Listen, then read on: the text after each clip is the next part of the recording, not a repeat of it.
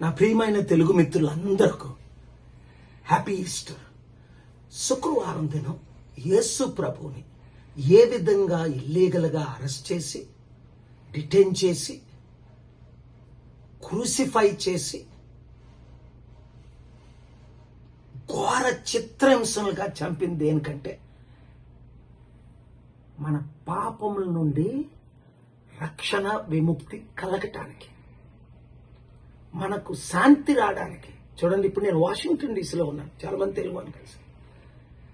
ఇక్కడ ఎందుకు ఉన్నాను అంటే గత 35 రోజులుగా ప్రపంచ 3వ యుద్ధం ఆరంభం అయిపోయిందని చెప్పొచ్చు. ఎందుకంటే చైనా, రష్యా, నార్త్ కొరియా ఇరాన్కు మద్దతు ఇస్తున్నారు. అమెరికా, ఇజ్రాయెల్ ప్రపంచ మద్దతులు కోరుతున్నారు. దీని ద్వారా 850 కోట్ల మంది, ఎవరో 1-2% తప్ప, చాలా ఇబ్బందులు, కష్టాలు ఉన్నారు. వంట వండుకోవడానికి గ్యాస్ లేదు. పెట్రోల్, గ్యాసులిన్ ధరలు ప్రపంచం అంతటా రేట్లు పెరిగిపోయాయి.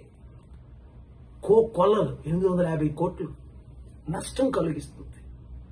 లాభం కేవలం కొన్ని 7 మందికే లాభాలు. ఈ యుద్ధం ద్వారా 700-800 కోట్లకి నష్టం.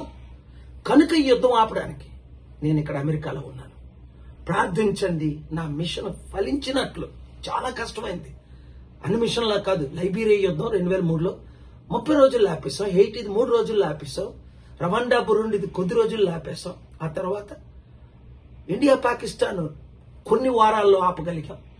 ఇరాక్, అమెరికా యుద్ధం 18 నెలలు నేను సడాం హుస్సేన్ కలిసిన, జార్జ్ బుష్ను కలిసిన 2002లో ఆపగలిగామా. 2003లో మళ్ళీ యుద్ధం స్టార్ట్ అయింది.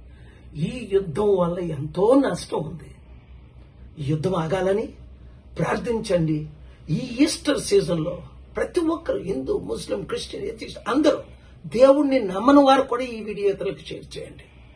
యుద్ధం ఆగేటట్టు, నా మిషన్ ఫలించేటట్టు, వీరందరూ నా మాట వినేటట్టు, దేవుడు పై నుండి క్రిందకి దిగి వచ్చేటట్టు, ప్రపంచం అంతా మరల శాంతి వచ్చేటట్టు, ప్రపంచ శాంతి ఇచ్చే యేసు ప్రభు ఈ రోజు తిరిగి లేవడం జరిగింది. కనుక 25 సంవత్సరాలు క్రిందట ఆయన ప్రాణం పెట్టి, కనుక ఆ మెసేజ్ ఈ రోజు 300 కోట్ల మందికి ఎలాగైతే వెళ్తుందో, ఈ శాంతి మెసేజ్ మన ప్రతి తెలుగు మిత్రుడికి అందేటట్టు షేర్ చేయండి. Thank you very much. God bless you.